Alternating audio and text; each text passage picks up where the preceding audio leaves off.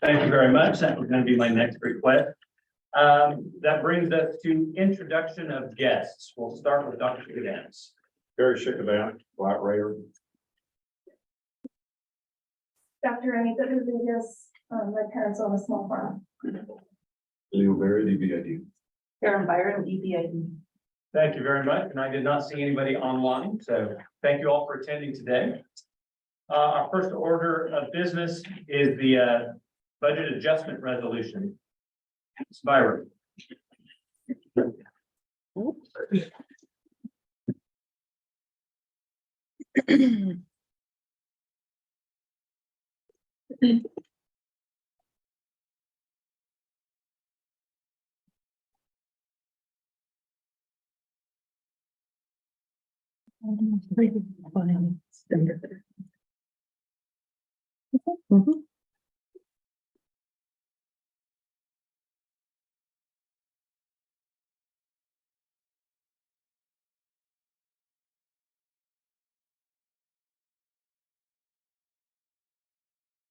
Thank you.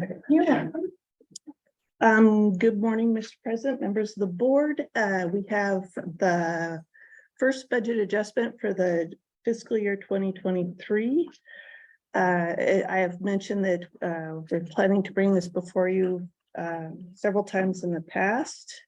We need a resolution because we are required to give the resolution to the State Department of Finance administration. And here it is. I'll see if I can make it. Nope. See if I can make it bigger. Right on the top. Right on the. Over the tab, little downer. Not there. Okay. Find. It's the plot thing. Oh, yes. Okay, in the middle.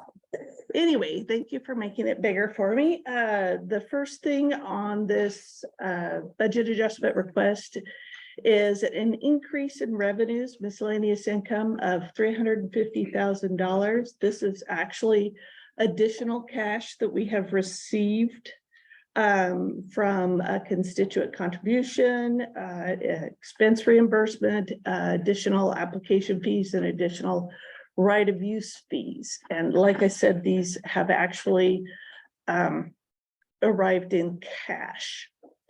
The first expense increase is for engineering. This is just to bring them up to $15,000 and to help with some slight overages that they had going forward. The next one is audit and legal. This is an increase of $100,000 for unanticipated expenditures. We're expecting the Texas versus New Mexico to not last as long when we budgeted, and this should help cover the expenses for the end of the year, barring any other unanticipated increases. Same thing for consulting expense. This is for higher than anticipated expenditures. This is an increase of $125,000. This consolidate HR budget is a zero net budget change, just to help pay for what we hope will be the new human resources software. We have a $50,000 increase in travel, and that's for things like some of our originally unbudgeted trainings and some of the other trips that we were not anticipating. And then $2,000 because of that high natural gas costs and utilities.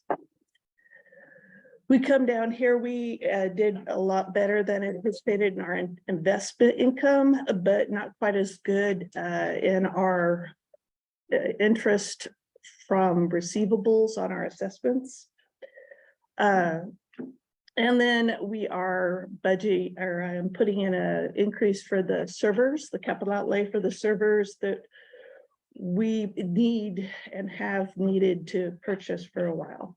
This leaves us with a little bit left over of revenue over expenses of 23,000. I recommend that we just let that be unless you have something else you wish to increase, and we can use that towards next year, or if you wish to increase an expense item later on, you can do so. Thank you, Ms. Byron. So I'm going to ask us to take a little bit of time to make sure that we all understand what's going on in the budget process. Investment, as opposed to simply allowing silence to then move us towards approval of the resolution. So Ms. Byron, I have a few questions if you roll back to the first page. So the miscellaneous income. Do you know what portion of that budget adjustment is from the increase in permitting fees that we collected? Well, it's the other two are about 250, so it's about 100,000 out of that 350 is from miscellaneous and right of use fees. Thank you very much.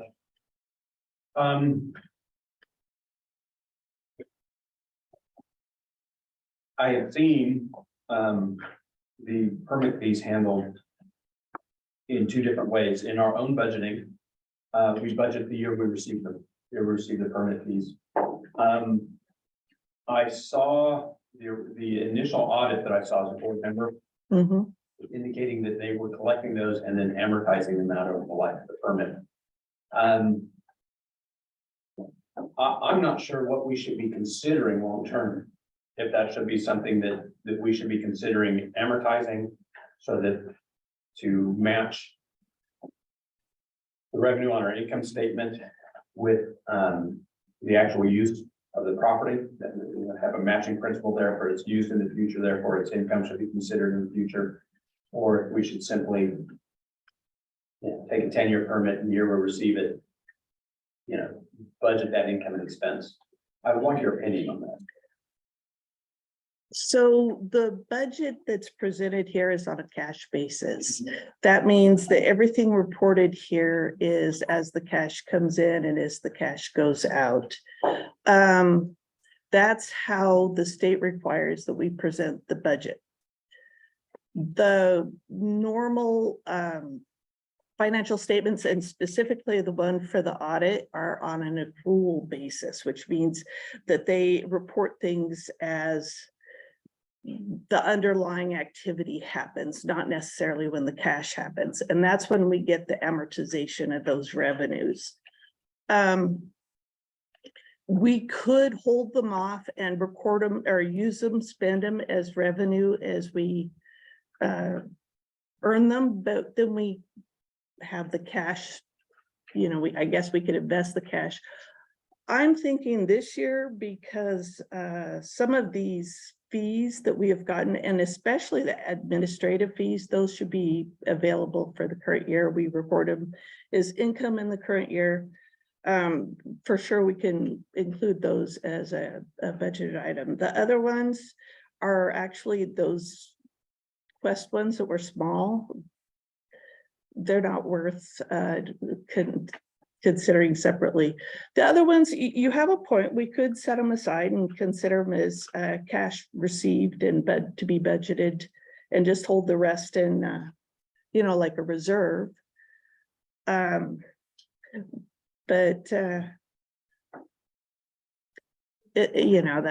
kind of, I think that this year we can definitely use it as a cash, and we need to use it as a cash contribution this year. If we are holding some back, that 23,000, and like I said, I recommend we hang on to that. We don't spend it this year.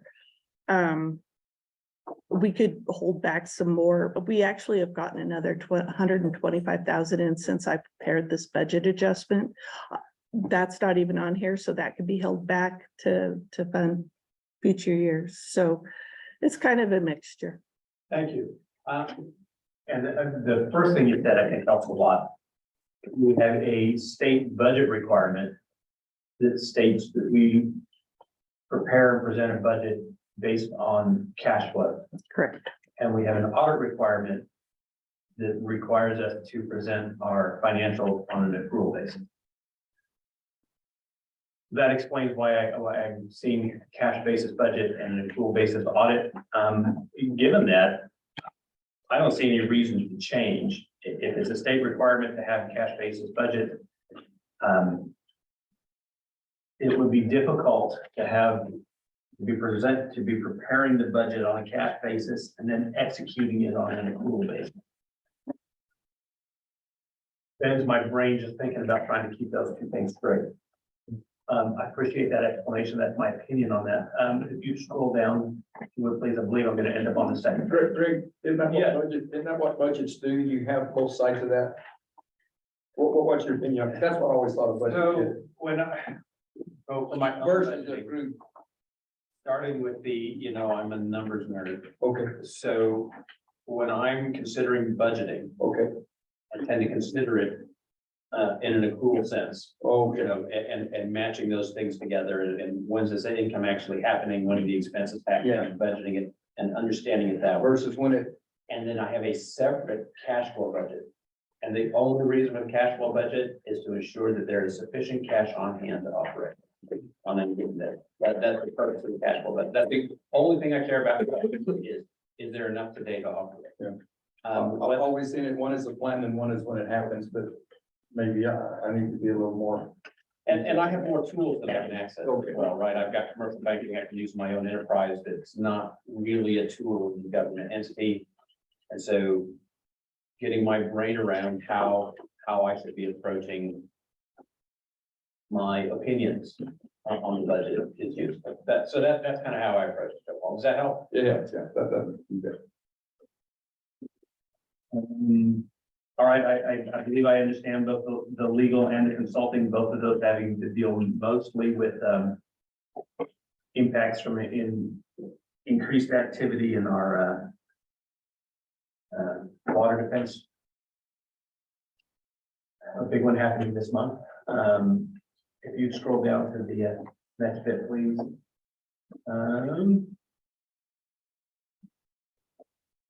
Yeah, I understand all that. And then the last page. We've got the capital outlay, the change of $105,000 there. Mhm. Want to be sure I understand that. It is my understanding that there was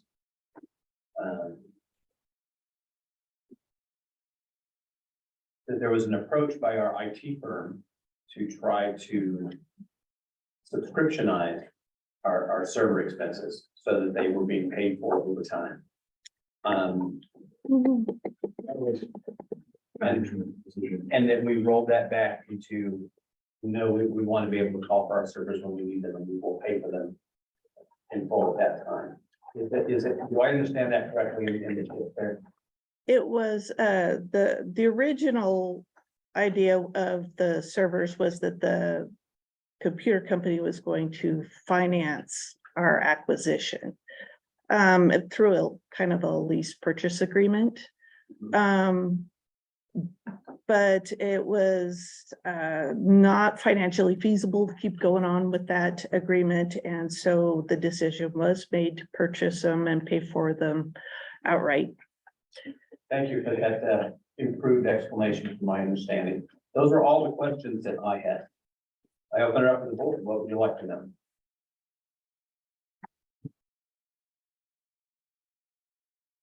What do they want? They want to put it on a payment on monthly? Now, what interest they charge? So I don't know the answer to those, presumably some amount. Well, they would have to charge interest in the budget. Yes. So given that, I would turn to Ms. Byron for it. I probably won't tell you, but you can figure it out. How long ago payments? This forever payments per month? It originally was a 3-year agreement. Yes, with payments monthly with interest. How much a month? I think the monthly came out to,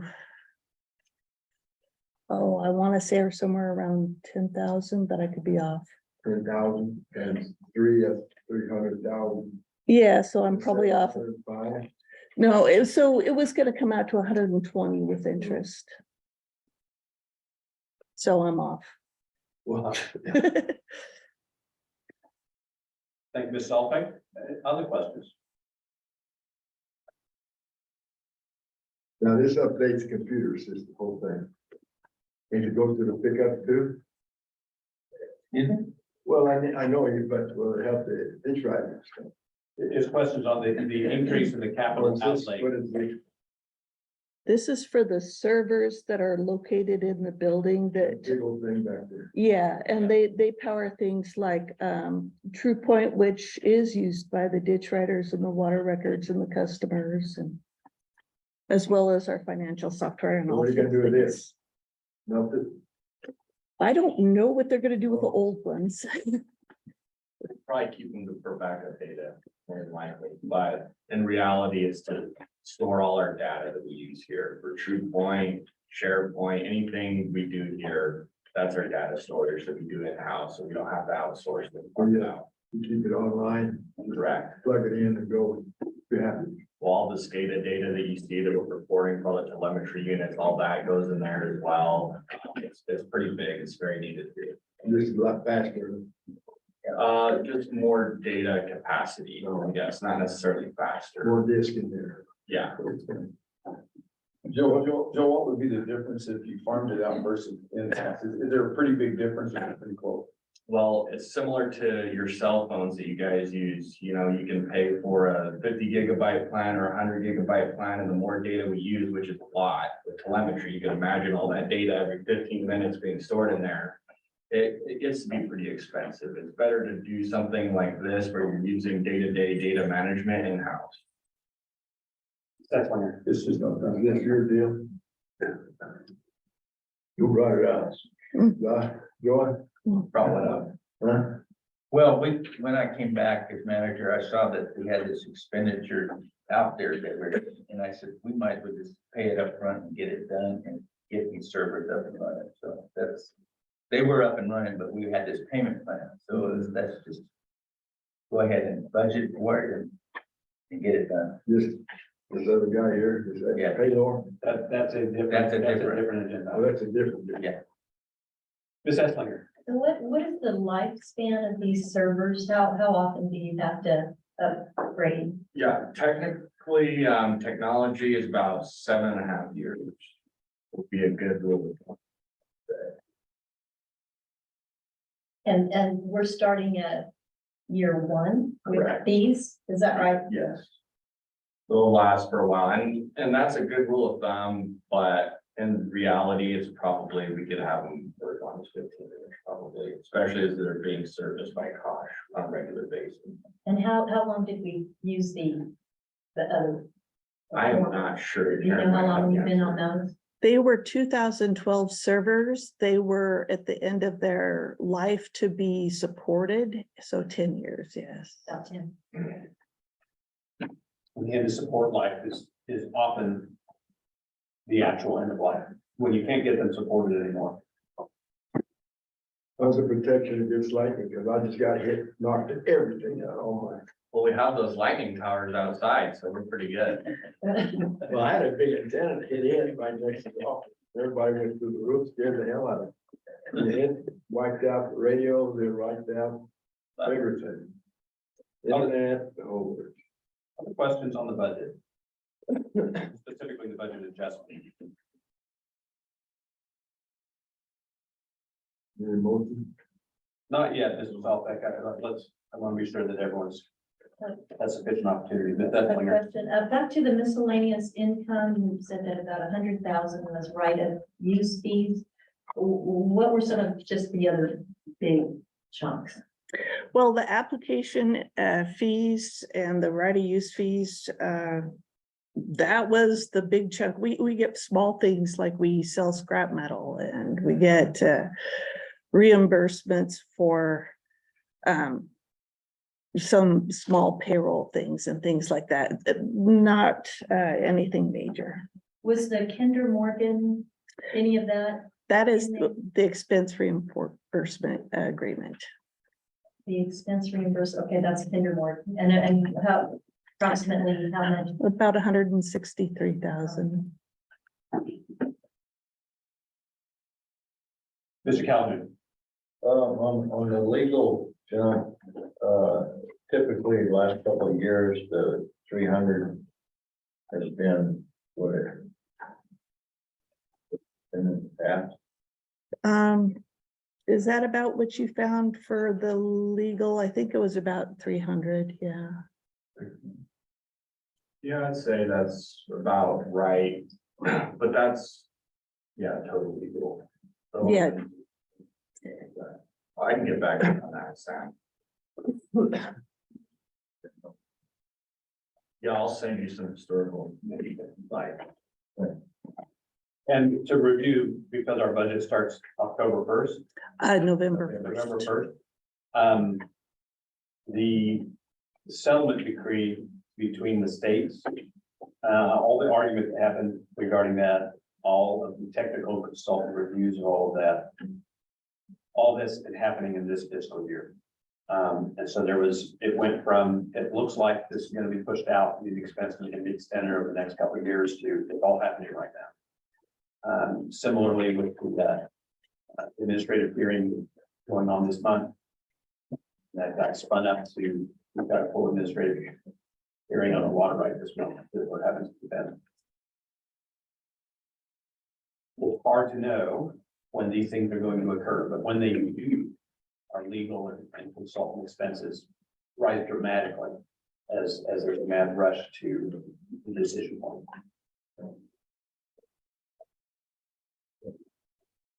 It's very difficult under to estimate What's coming? what's coming based upon the period of time between a decision and a counter decision or something else, a hearing that may come up. And so it's just a difficult time to plan those kind of things. Like, the president said, we think some of this will be pushed into certainly next year. There's oral arguments, for instance, on this net Texas v. New Mexico. So that's an expenditure that we don't know what it entails.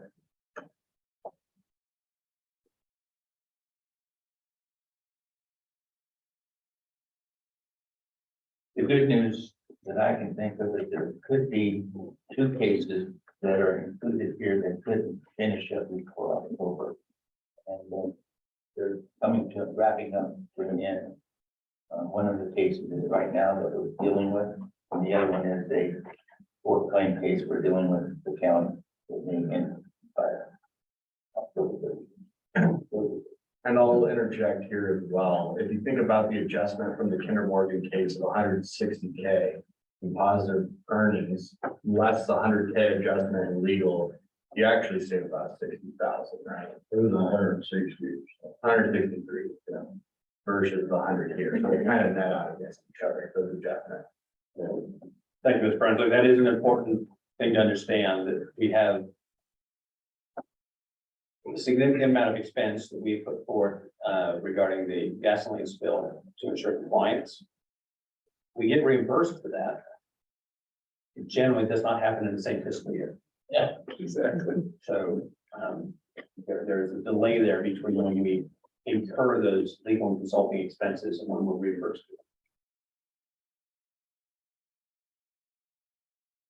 Thank you, Mr. Callen. Those were excellent questions. Any additional?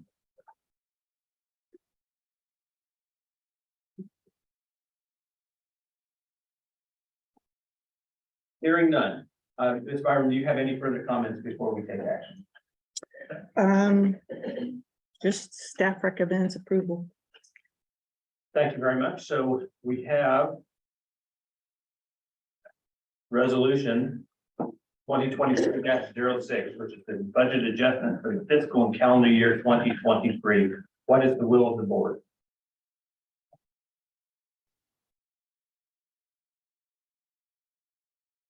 Now I would accept the motion to solve it. Yes. Well, I approve because we got money in coming in. It's not a negative, so let's say go with it.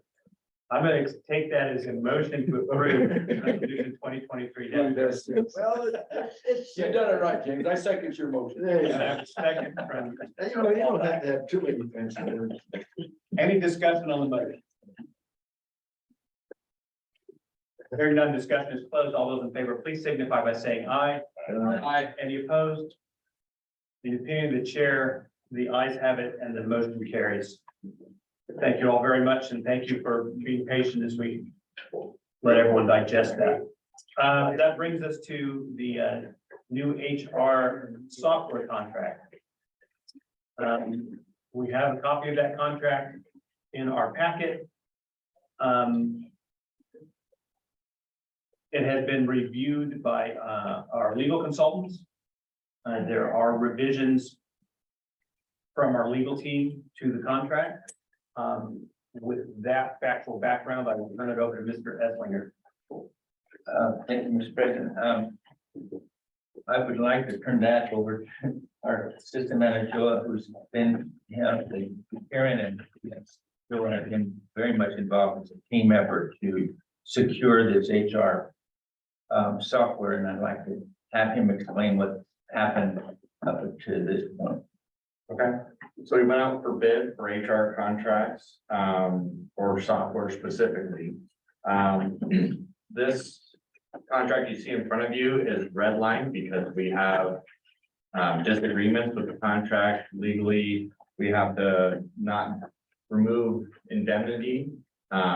So we cannot approve this contract until these revisions are made. I just want to make that clear.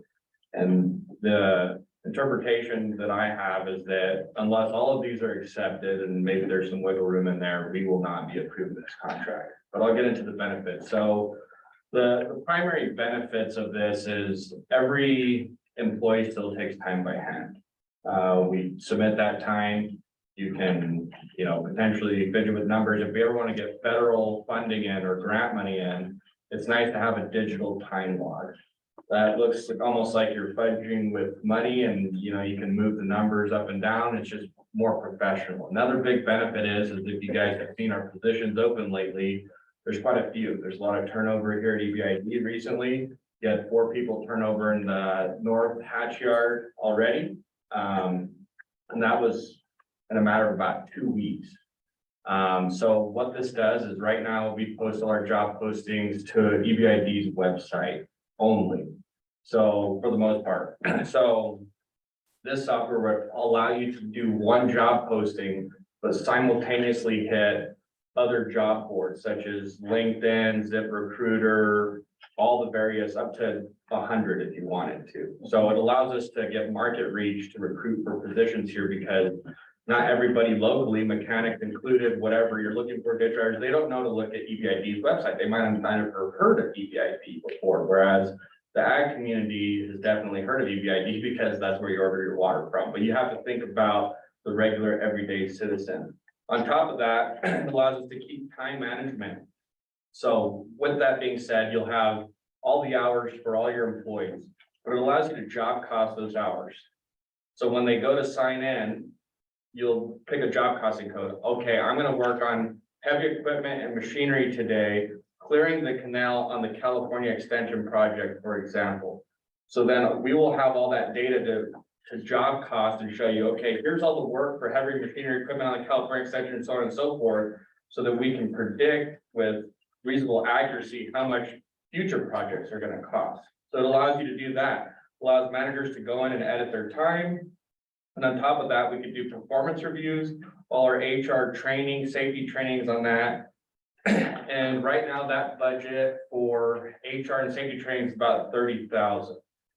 This software could theoretically, and I'm pretty confident, take over both of those roles, and that would be, and it would cost 24,000 annually. So on top of all the benefits that you gain, you're saving $6,000 a year. Do you agree with that, Karen? Yes.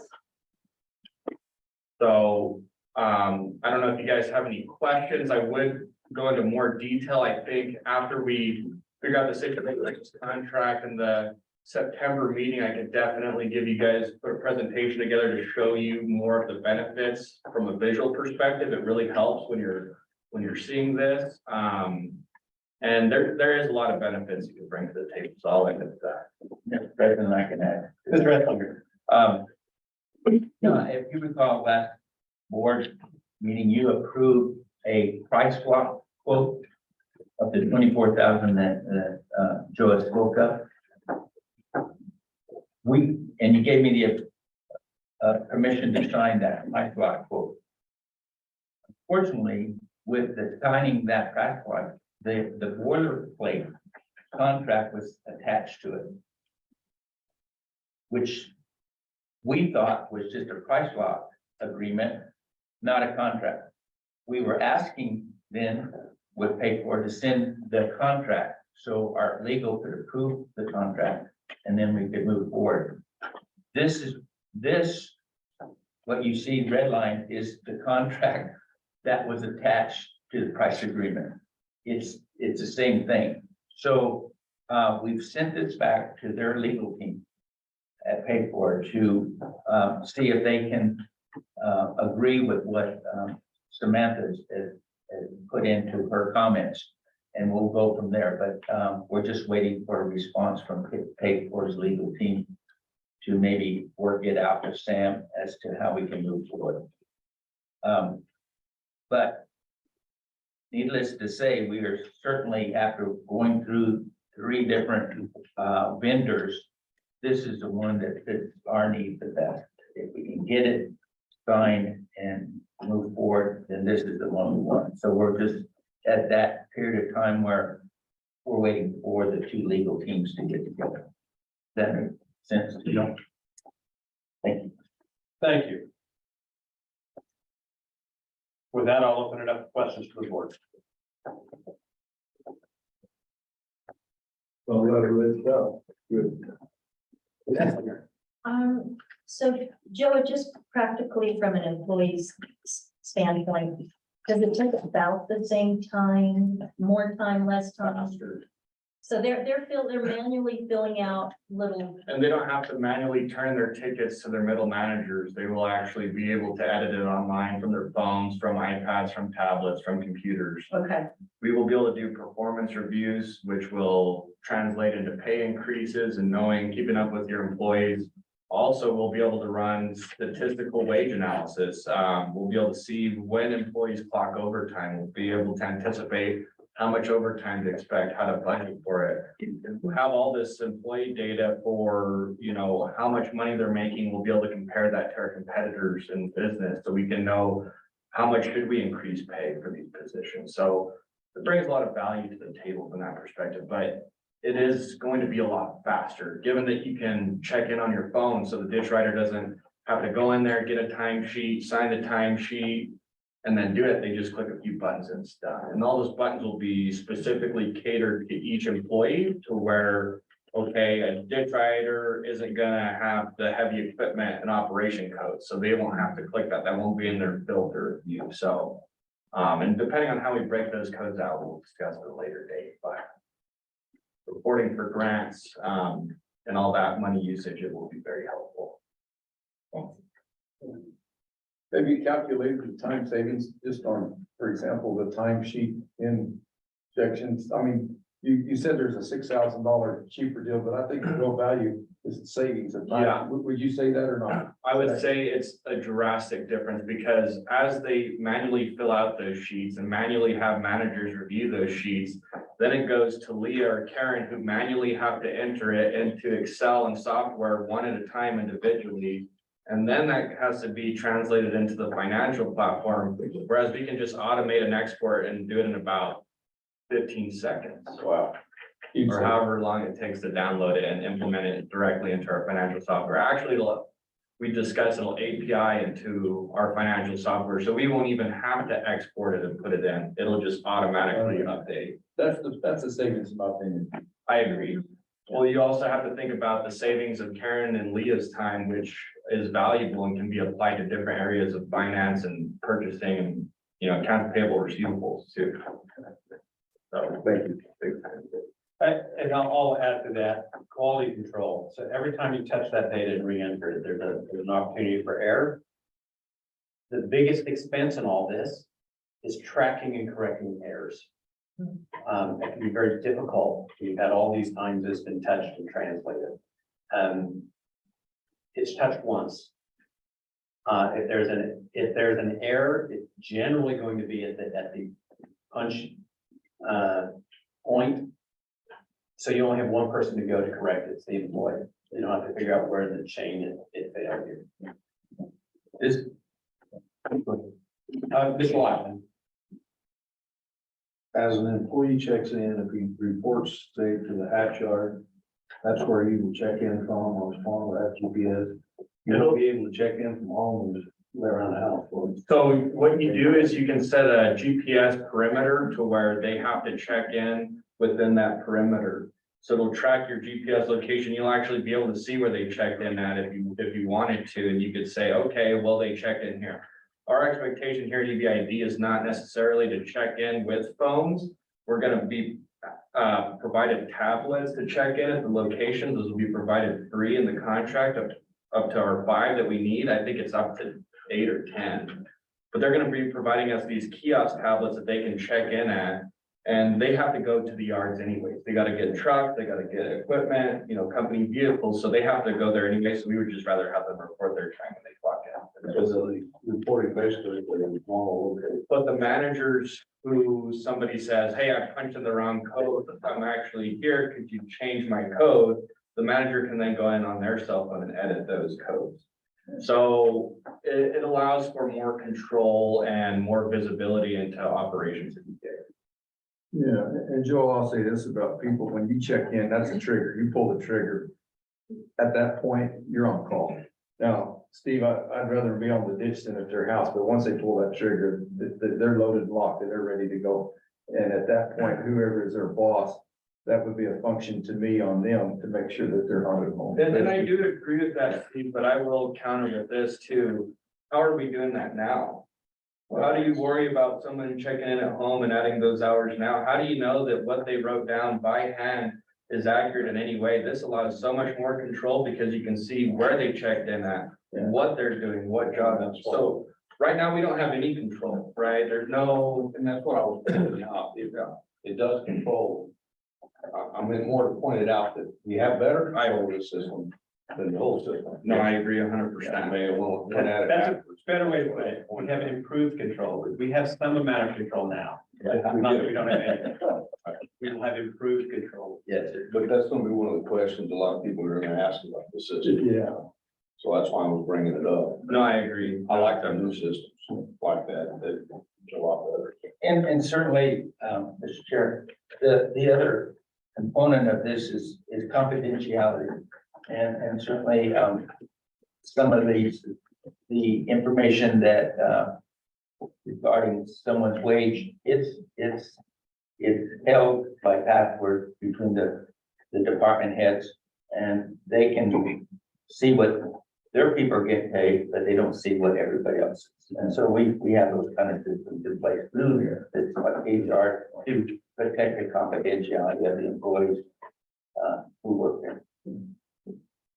Well, I know further up the food chain you go, the more apt people can mess with computers. I'm done, but my little grandson, they have a whole lot more talent on, if there was gonna be something wrong, they could do that, but you trust your upper management when you do your lower management, I hope. I mean, that's the way life should be. So anyway, enough on that for me. Thank you, Mr. Lack. So I'm going to suggest for the board, that we break this into two concepts. The first is, I want to know if there is opposition to the services that Paycor would provide, or the cost that's going to be.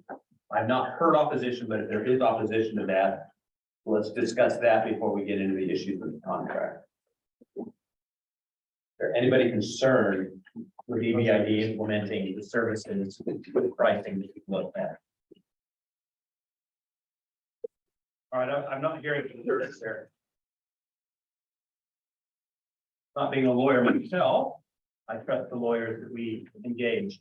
And in reviewing the comments, there are a number of things in this contract that we cannot agree to as a public entity. That we cannot agree to in the fact that this will be paid for with public funds.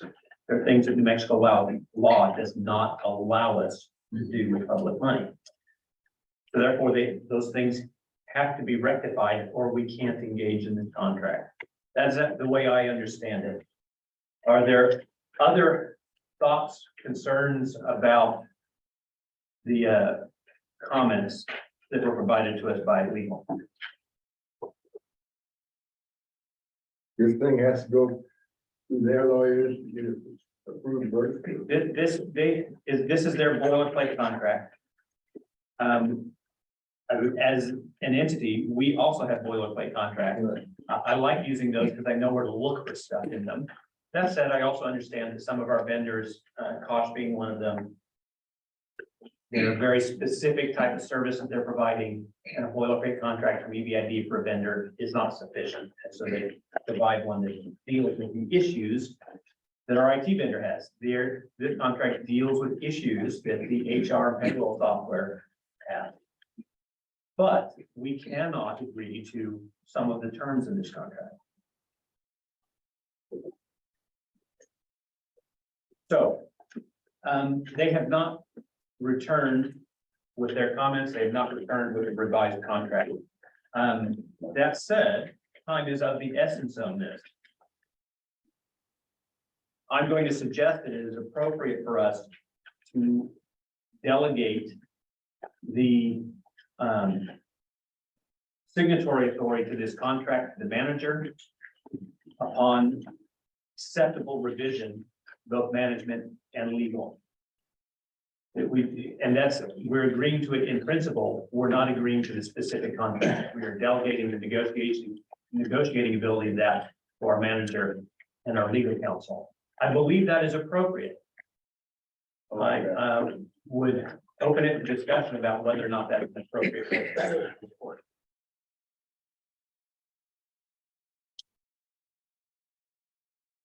The reason I believe that is appropriate, the county is the government entity I have the most experience with. I'm accustomed to the Board of County Commissioners approving the accepted bid on an RFP and then delegating the signatory authority of the contract to the manager. And it's the manager's responsibility to ensure that the contract is in compliance both with the RFP and with state statute. The Board of County Commissioners does not deal with that with every contract that goes to the Board of County. Our legal counsel is very busy today, which is why they're not here. And so I'm a bit out on a limb. This is not something that we customarily do. We usually have the contracts finished. But we need to give our management team the ability to move forward. I don't have a problem with that. I mean, once the lawyer and him, they talk about it and everybody's blessed, I mean, why do we have another board meeting? So essentially, our motion would be to delegate negotiation and signatory authority of the contract to the manager, pending approval by legal. Something of that nature. So moved. Second. I have a motion by Mr. Nunez and seconded by Mr. Solopek to delegate signatory authority for the paid-for contract to Mr. Esslinger, pending approval of the revisions by legal. Any discussion on the motion? Hearing none. Discussion is closed. All those in favor, please signify by saying aye. Aye. Any opposed? The opinion present, the ayes have it, and the motion carries. And so we have approved the revised version of this contract that is approved by legal.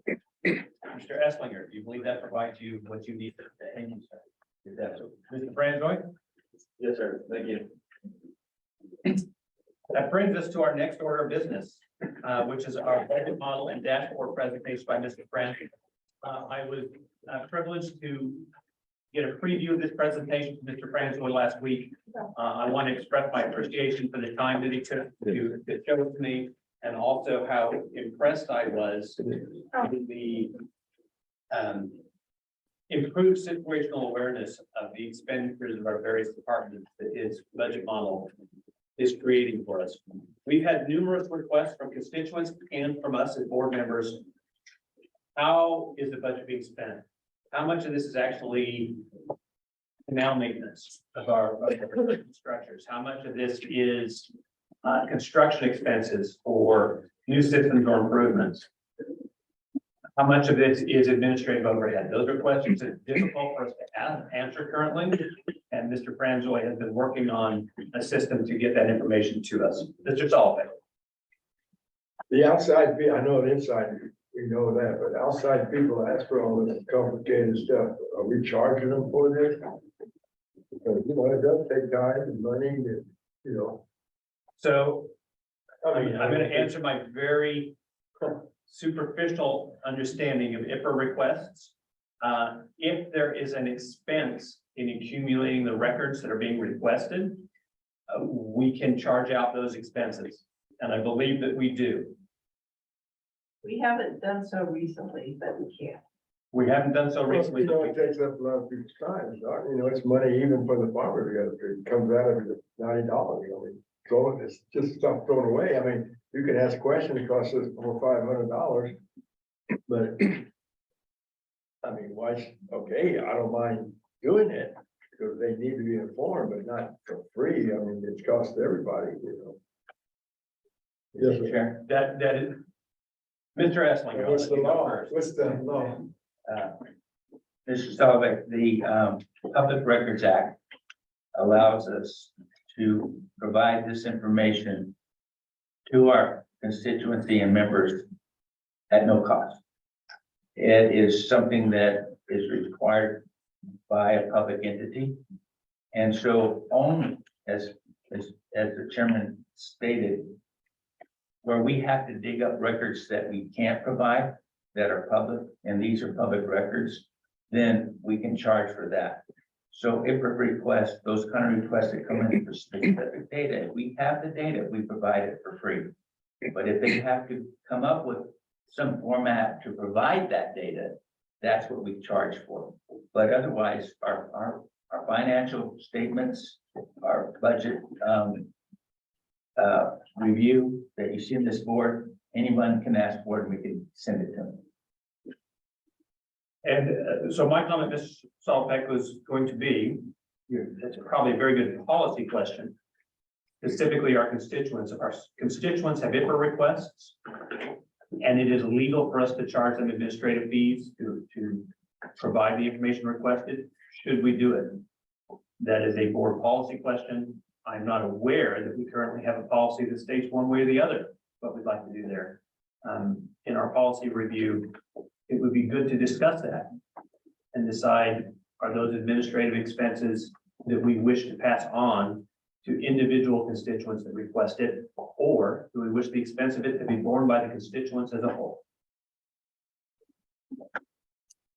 Greg, is there a line we cross because of the Public Records Act? So does one supersede the other for policy? The law supersedes our policy. That was the question, if I understood it correctly.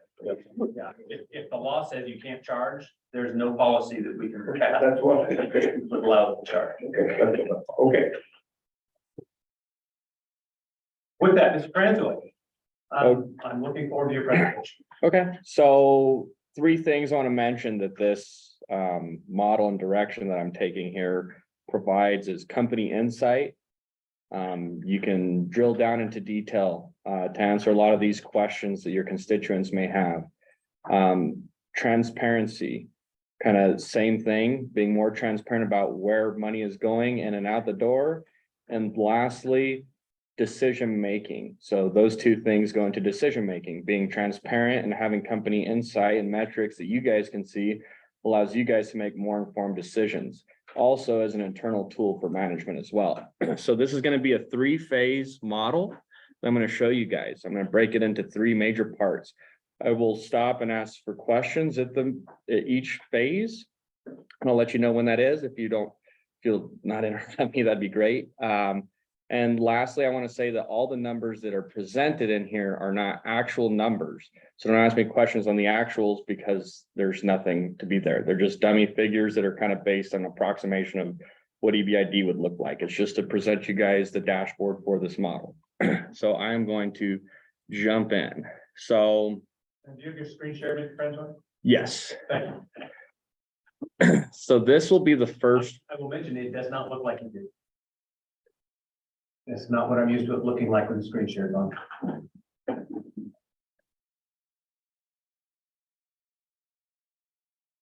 I will share this screen.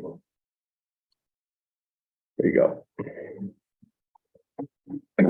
So this will be sent out to each department. For example, this will be SCADA systems up here. Each department will be sent one of these models.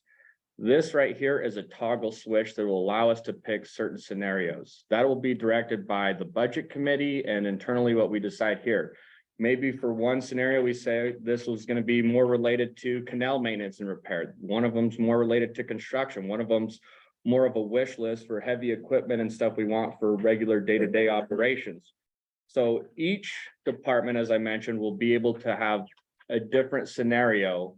So maybe you go with SCADA system scenario 1, engineering scenario 2. You'll be able to flip those toggles to kind of see where it goes out, and this will make a little bit more sense here shortly. So we get into a labor projection model. So we can project all our labor for unopened positions, current held positions, and you can see that we can target a few things. One is overtime anticipated in the year, which goes in hand with the software that we just discussed. The second thing is differential pay raises. You can have a pay raise flat across the board for your department, or you can have, variable numbers as you see here, 3, 5, whatever. All of this will flow into the model. It'll also allow for us to account for a seasonality component as to when you're expected to get overtime, so that we can budget properly and be more accurate with our budget, not just a flat expense across the month. So that way you don't say, well, why is our labor increased here? Well, we budgeted flat, divided it by 12 simply, but now you're in irrigation season and there's discrepancy because you did an average instead of an exact approximation. Each department will be able to go into this model. Now, this will be catered specifically to each department. For instance, if one department doesn't want to use these items that are highlighted, we can delete those. Oh, doesn't have the hotkeys that I have on here.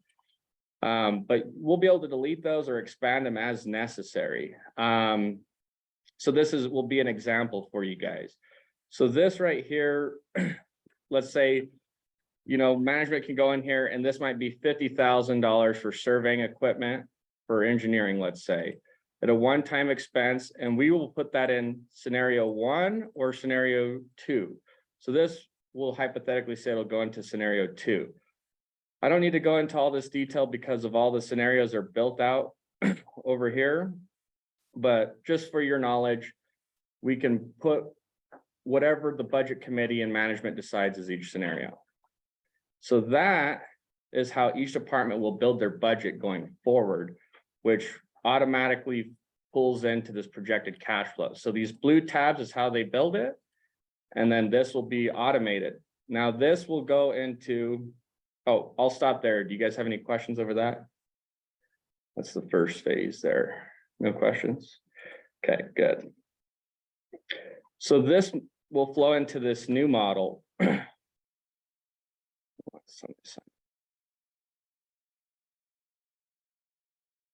In this model, what this allows. I apologize. You need to change the tab to do that. Oh, yeah, you're right. I don't believe there's anyone online, but I would like to be recorded.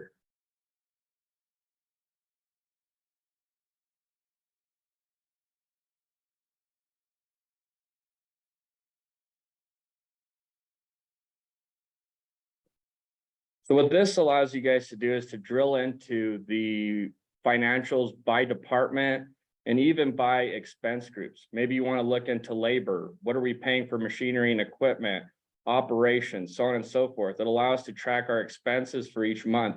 All of those scenarios that are built into the model will change this model. And this model is dynamic, meaning, sorry, I got to activate this.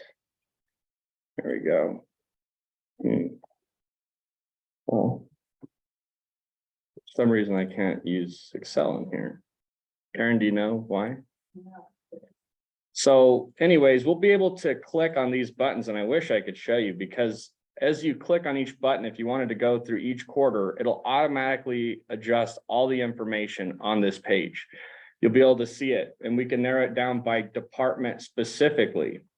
In addition to that, we can put in our base assessment, our total expense, and then what revenue we anticipate for the year to determine our surplus deficit for the budget at the end of the year. So based on the scenarios that you guys pick and opt in for, you'll be able to see, well, how are we coming out with our budget? Well, what if we add, scenario 2 for maintenance where we want to purchase an excavator? And what does that look like? So this will allow us to determine what adjustment to the assessment value is needed right here. Obviously, right now, if we're at a surplus, there's going to be no adjustment or deficit needed. So that's just some added benefit there. And you can see that all those will flow into here. For each budget, this is where it will flow in automatically. And then we'll have a consolidated version for you guys to where you can see it on a consolidated basis, which is what Karen presented earlier. But this dashboard will be interactive. Next, do you guys have any questions for here?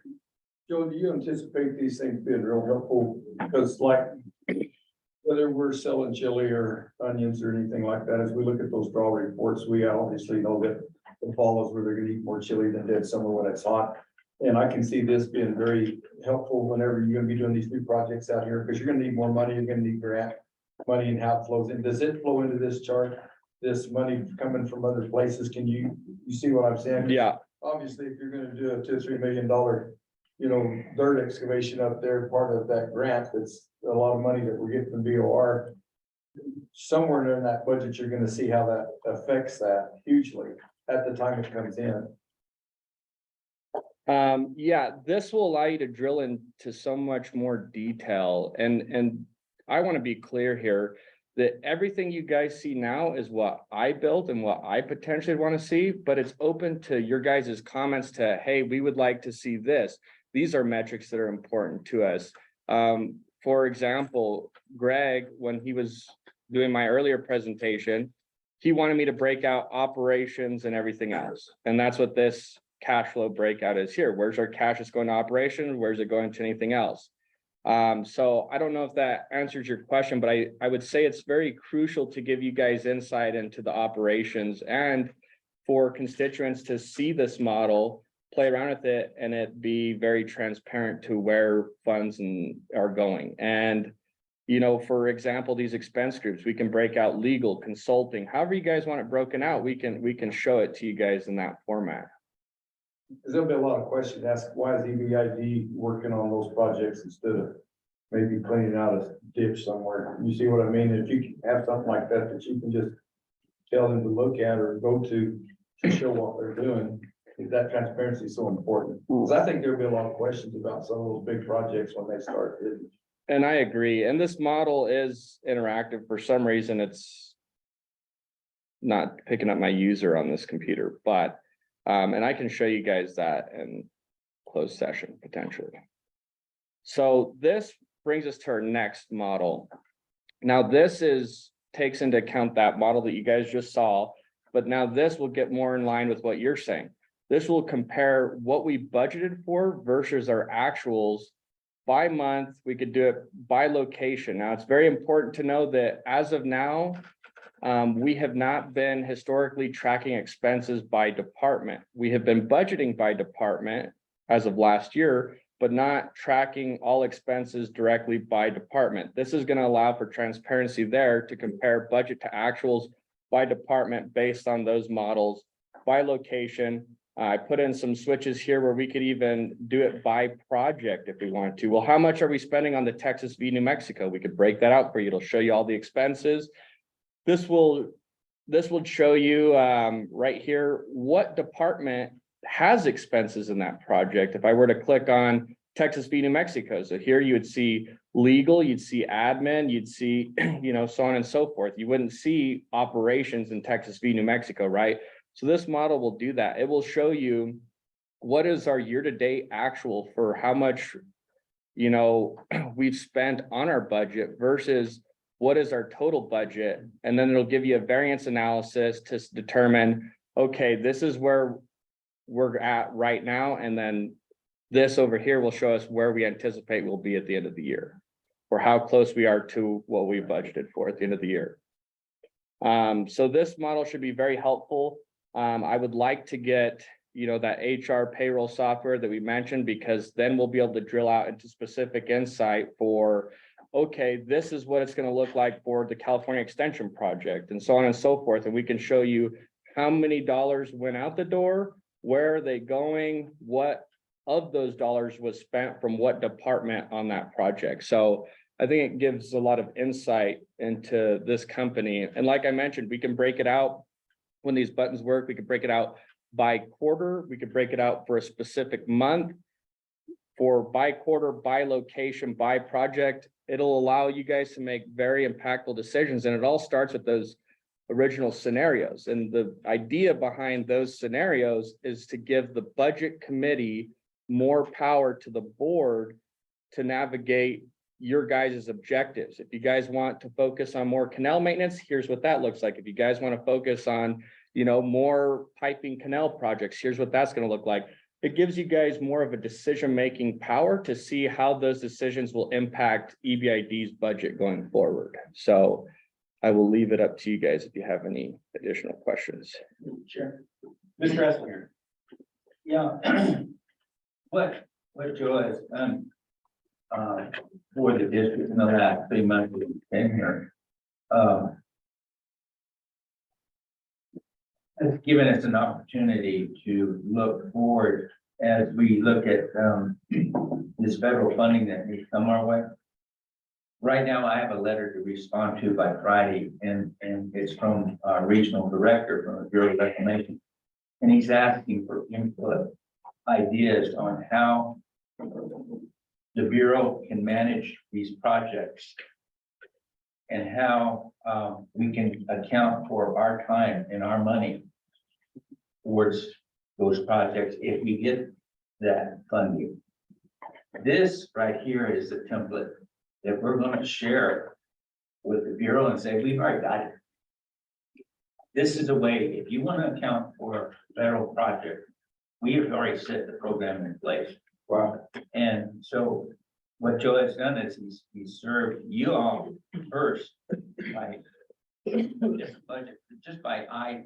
You can see things here that you hard to find on a page with a bunch of numbers.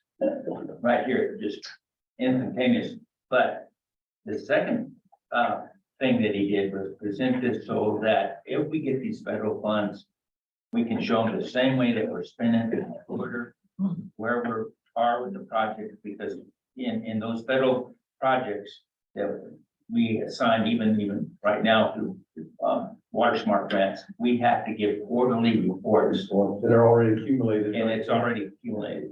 So what he's done is set us up for daily operations in our budget for that we have to go through yearly, but it's got the component now to add features to it. If we get federal funds for a certain project, we can separate that out. You can actually see every expense and every charge that we make to that project. One of the things, Gary, that happens a lot in communicating with the people back home is they think when they put that $90 assessment per acre that they're not getting much for that.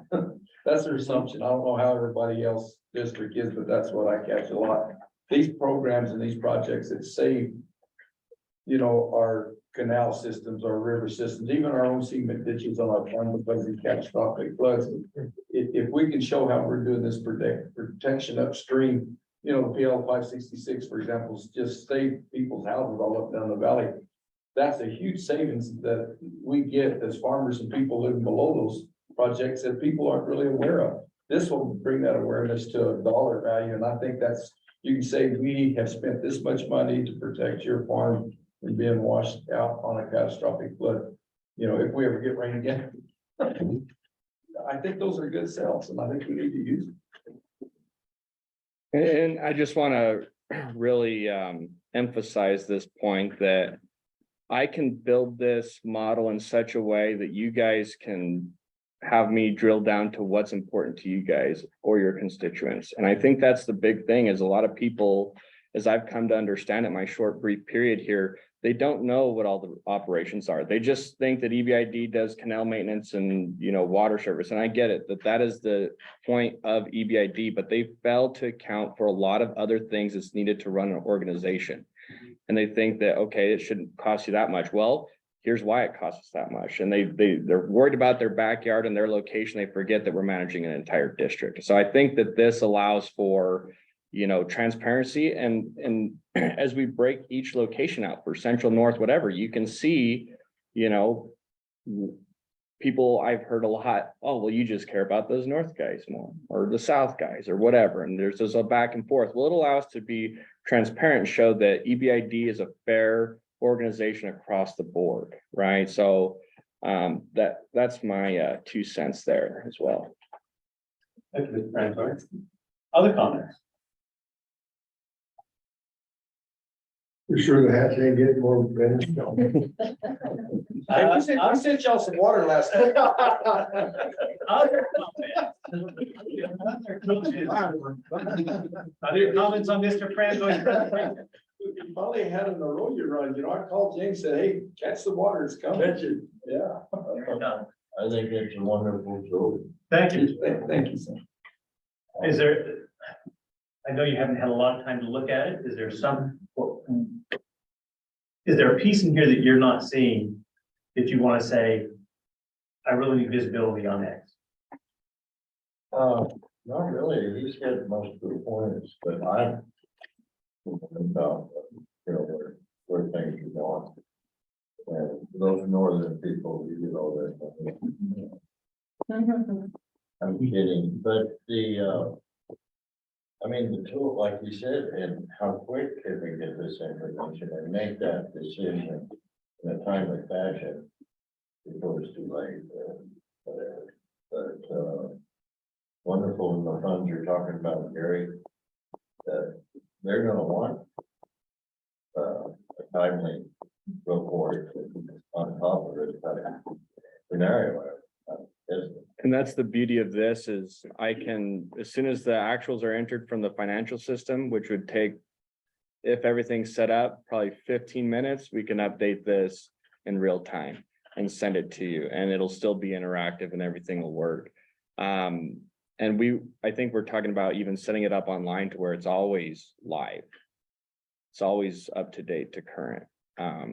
So that's going to be some direction that we, present to you guys as to what your guys' direction is for the end use of this model. Are we sending it out to constituents, keeping it in-house? That is all up to you guys. But for now, the main purpose of this model, as I mentioned, is management insight, transparency, and allowing you guys to have direction, whether that's the board or management here at EBID. It's a very helpful tool to allow us to plan and report to whatever entities we need to report to, such as federal. I'm curious what his comments might be on the maintenance and the. So there's been a request to put you on the hot seat, Mr. Barrett. All right. Your feedback would be appreciated. I am, just vastly impressed with what Joe has put together here, to be quite honest with you. My time here with the district over the last 35 years has carried a bit before we've gone from a civil war. And now we're looking at actually Star Wars. And so I think he's taken leaps and bounds to get us way ahead of where we should be, where we probably shouldn't have been. And just getting us up to the times of being able to track this stuff, because as a department head and trying to stay on top of some of these projects with our expenditures and our timeframes, even just the equipment and stuff, I can see what this is going to tie it all in together where we can look at something and not have to play such a guessing game. Oh, there we go. And that's what I. Yeah, so for instance, if we wanted to look at a quarter, we could see how the model adjusts. If we wanted to look at half of the year, we can see how that adjusts. The full year, specifically the month of August, May is going to be different. We'll be able to drill into that. And you'll be able to see all that level of detail in there. And that's what I was mentioning, that this model is interactive. You say, well, how do we look for irrigation season in June, for instance, or what's our budget looking like for these months? For legal, for consulting, for essentially whatever we use it for, right? Mr. Mr. Chair, yeah. I always, want to thank even our staff, Karen and Leah, the department heads, because when you make a change like this from the way we've done things, it takes cooperation, and it takes a little bit of challenge to focus that what we were comfortable with, we're gonna change. And what I stressed to Joel was put as much of this in front of them that is easy for them to see and easy for them to actually input, rather than put something out there and then ask for their opinion. I trusted Joel to do this and format these department budgets so they can just fill in the blank. And it makes it easier then for the team of EBID management to come together and say, okay, we have a period of time where we have to do our department budgets. And so now with this template, he's already accomplished SCADA department, HR department, GNA department, but now we're working on operation and maintenance, and he'll have the template. He sits with the staff member and parent. They go through, put the numbers in that they project that they need for next year's budget. Bingo, it's done. So the way he set it up, it's easy for the department heads to understand what he's doing and how they can interact with the template that's been provided. And so then it makes it easier to accept the change. Gary, and I want to add this, in our company, when we look at these projections, these budgets, one of the biggest thing you have is what I call trigger points. In other words, when we need more chili, what does that chili color look like? Do we have a balance? Do we need more heat? Do we need more color? Do we need more whatever filler? The sooner that you have that information, the sooner you can go out and maybe if it's, and like cost increase on every darn thing, and maybe you need 20 culverts for something. Yeah. Then your department head can order that before the price comes up. You'd be surprised how much you can save by being able to have a plan in front. Because a lot of times, I needed that. How did I need that? And you go, well, they don't have those. You're not gonna get those in for a year. Then what does that do to the rest of your project? Right. It kills you. So you really need that information on a timely basis for a project that may be a year out. Because we gotta look, and if we have to look a year out, Joe, I guarantee you're looking a year to a year and a half out. Am I right? Right. And let's say, and I will be building a forecast model that'll forecast the next 5 years of operations here at EBID as well. That's something that's on my plate. I want to build that for you guys. It's just these things take time. But I wanted to really point out now that this model is being interactive, and let's just say you wanted to look more specifically into EBID operations. So you could look at, groundwater maintenance operations and SCADA and leave the admin out. Well, the model will change based on that. If you cleared those filters, you'll see it changes again. If you want to look at specific months, we say, okay, let's look at May through August for our irrigation season. What does that look like? So that allows transparency that we can really drive in detail. Another thing is if you were to change all those scenarios that go into this model, they will affect this number right here. So if your wish list was, well, we want to get 2 excavators. Well, 2 excavators would put this at about a $700,000 deficit because they're about $350K a piece. So I'm just going to manually put that in here. So it'll tell you that if you want those 2 excavators, you have to increase your assessment by $7.26. It allows transparency for those wish lists. If you want to increase your labor, you want to, give employees certain wages or shift the labor, it's going to tell you what assessment adjustment you need to account for that based on each scenario. And when we have all of these scenarios open for each department, all we got to do is say, okay, well, what about this scenario too? What does that look like? And that'll automatically change all the numbers in here once they're all put in there. And you guys will be able to see that when we present those at a later date as we're finalizing all the budgets for department. And they'll be accurate. and they'll be accurate. That's the deal. And if not, if we have certain discrepancies, because as I mentioned, that average over a period of time, well, if SCADA says, all right, well, we need $12,000 for the software, originally is gonna be $1,000 a month, but they're only gonna pay for it in 1 month. So it looks like their budget will be blown out. This will allow to fix that. But if not, if we say, okay, well, we budgeted for that in January, but it actually occurred in February, we'll be able to show you, okay, well, we were over budget here in February, but here we were under budget in January by this amount. And that's related specifically to this software that we budgeted for. We'll be able to drill into all that detail for you guys and give you better explanations as to why things are off. Why things are off. That's a huge answer. That's a huge answer. So, Mr. Chairman. Give me one moment, Dr. Chickadance. So Joe had touched on it.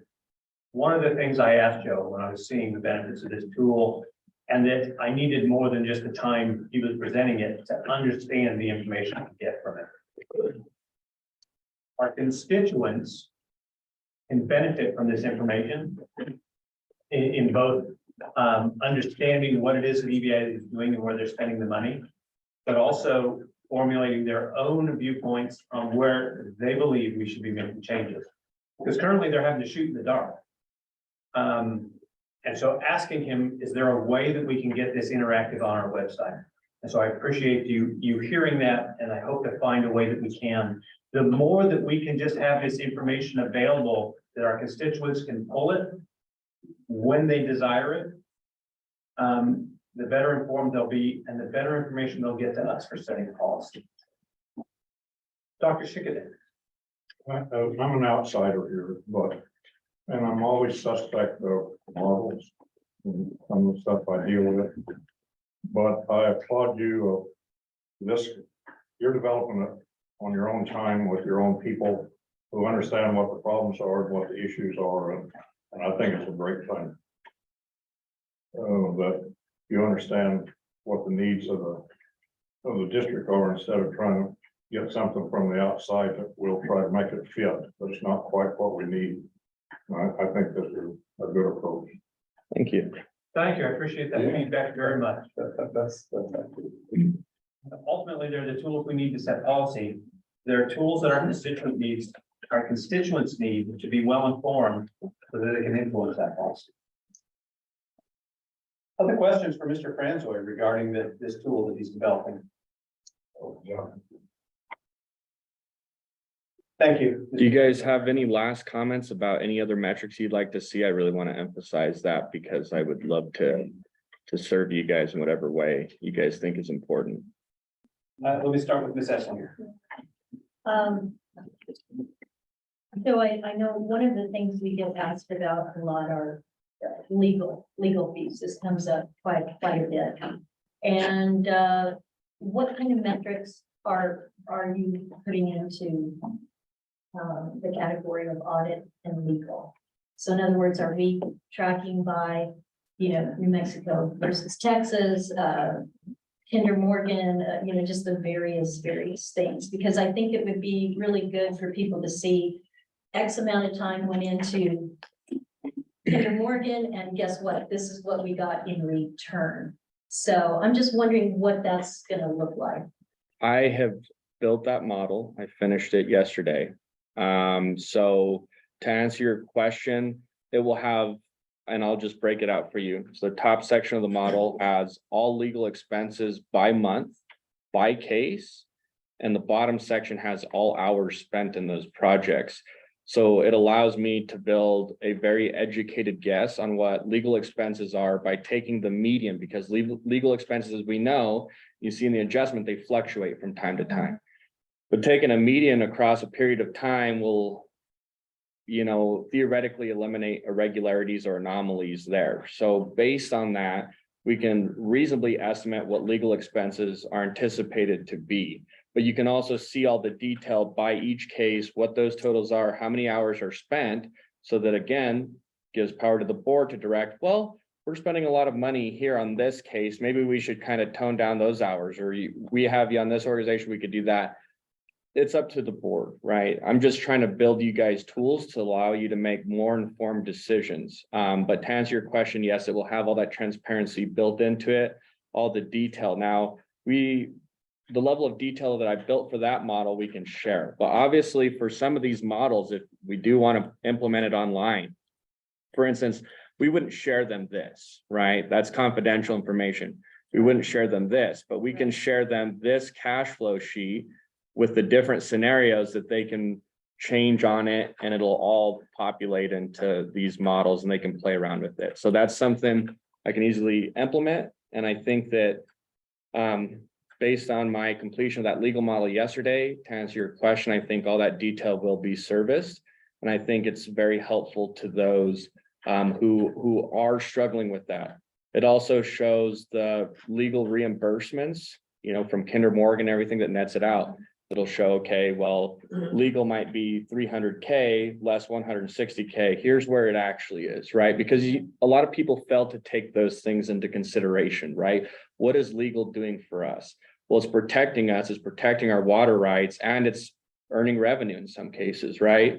All the permits, licenses, everything that we have to go through that goes through legal, that we get those application fees, that's revenue, right? And that isn't assigned to legal, but legal plays a big role in receiving those revenues, right?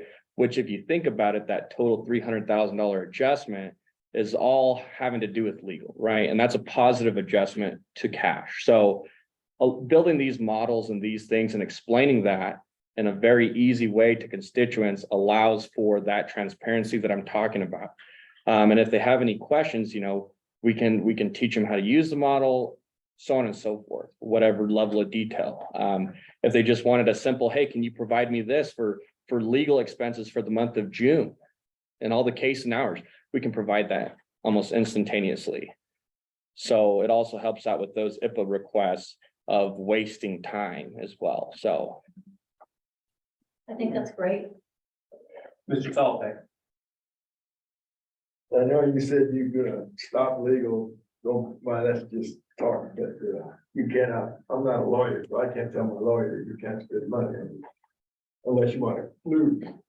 If you want to win, you don't want to lose, but can you bring it down, like just say all legal, then how much per acre, maybe $1 an acre, $2 an acre? That's what it costs for legal, $5 an acre. You know, everybody says legal, but it's not really that high. I don't think it is. It's only maybe $2 or $3 an acre. That's a good thing, James, because people ask that a lot. What are we spending per acre? Yeah. Well, if you say $2 an acre for all this whole year, well, And they don't have the heartburn, Yeah. instead of just the number of money. yeah, you I like spend that. $50 an acre on legal, or maybe you get excited. And that's what this does right here. And then what I could do to service that would just be to divide this by the total assessment fee, and it'll give you, we'll divide this by the total assessment times, you know, I don't need to get in the weeds, but I could break it down per assessment. So if the assessment's $95, okay, legal's $5 of that, right? So I could easily retool that based on this. Maybe so much an acre, Right, and this, the board member so much. and what this does here is it really amplifies that, and it's this section right here, if you see me mousing over it. It really shows it, but it shows it in dollar values. If you want it in percents, or you want me to change that to where it's based on dollar value of the assessment, I can do that, Now, definitely. percentage wise, you don't know, but if you have $1, you know, people understand dollars, what it costs. Yeah, $2 an acre for legal, $5 an acre. Now, how do you change that? I don't know, because you're not gonna tell your lawyer, well, you can't go to court today, we're gonna not pay you. Well, how Right. do you do that? Don't put limits on it, just have a good, accurate Yeah. assessment where it's at. Yeah, I like that. Well, it's not necessarily, I think you maybe misunderstood me. It's not necessarily that's what the tool's for, but it's more of a tool to inform people to, this is why we need legal, right? And what those expenses are, because a lot of people don't know everything that Sam does. They don't know that Sam's reviewing an HR payroll contract that we know to do. They think, oh, Texas v. New Mexico, and that's it. And what do we need a lawyer here? They don't know that she's advocating for us and other water boards and things like that. So it allows to present that in detail. but it allows management to have the decision as to what she should allocate her hours to. I guess would be a better way to put that. Mrs. Davia, no? Mr. Eslinger? Yeah, Mr. Chair, yeah, that is a difficult task for us to ask our lawyer what she's gonna budget for next year.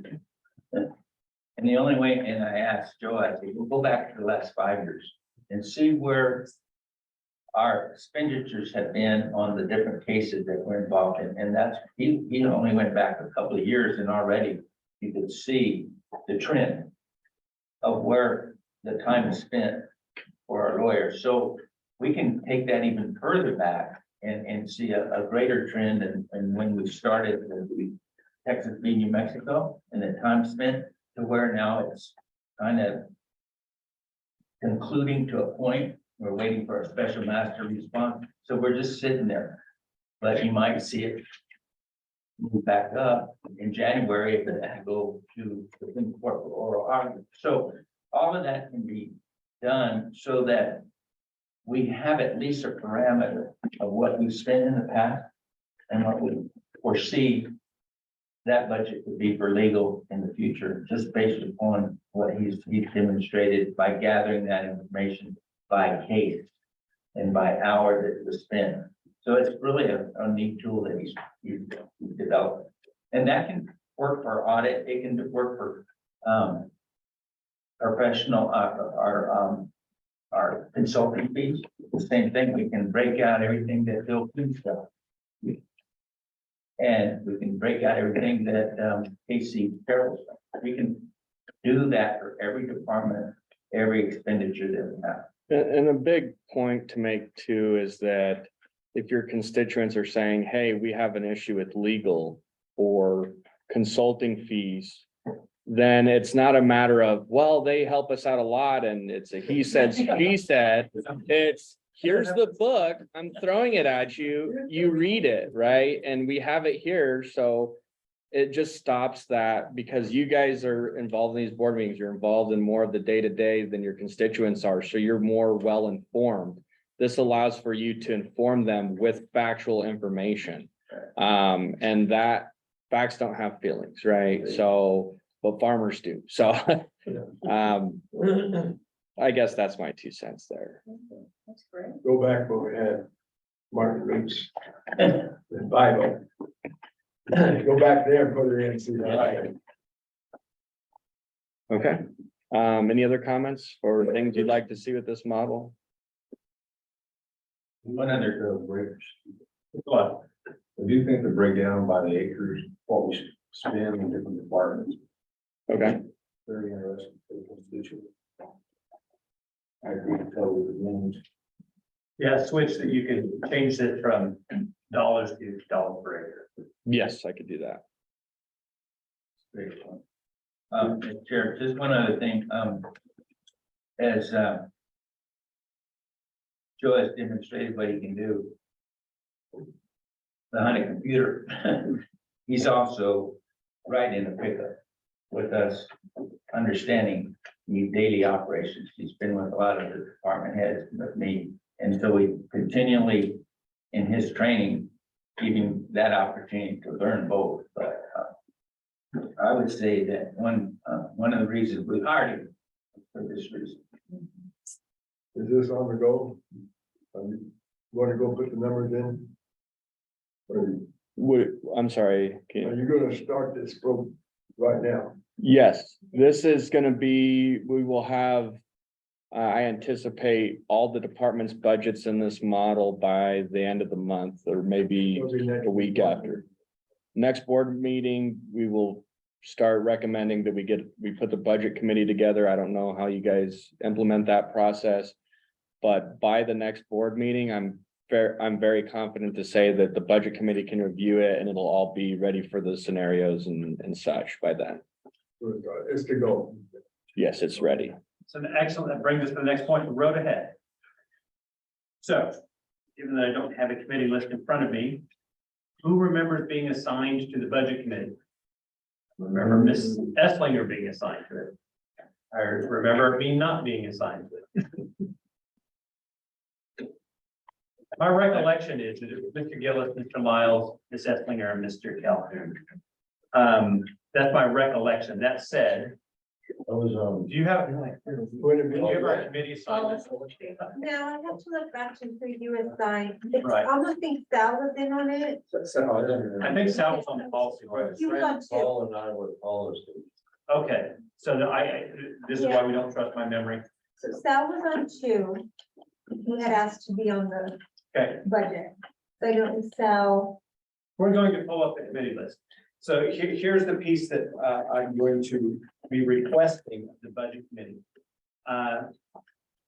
Assign a chairperson for the committee. Have that chairperson coordinate with Mr. Franzoy and be prepared before the next board meeting to start calling committee meetings to work with Mr. Franzoy to review budget scenarios. And Karen, And Karen, and anyone else that you believe is appropriate, Mr. Franzoy. Yeah. My understanding is you will be coordinating the budgeting effort for EBID. Do I understand that correct? Mr. Ethinger? So obviously, any individuals that are appropriate to bring to the committee. Okay. And then the committee can start directing EBID staff on additional information that they need before they can make a recommendation to the whole board. and I will close with, I just want to give a big thanks to Karen and Leah and the heads of the departments and to Gary and Naomi for all the help on everything I've been doing here. It's very helpful. Thank you, guys.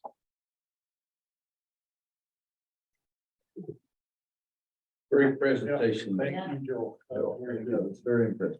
That concludes the agenda we have for today. Mr. Esslinger, are there any final announcements? No, sir, not that I can think of. We don't have a closed session. There is none listed on the agenda, so no, Oh, can't have one. we cannot. Oh,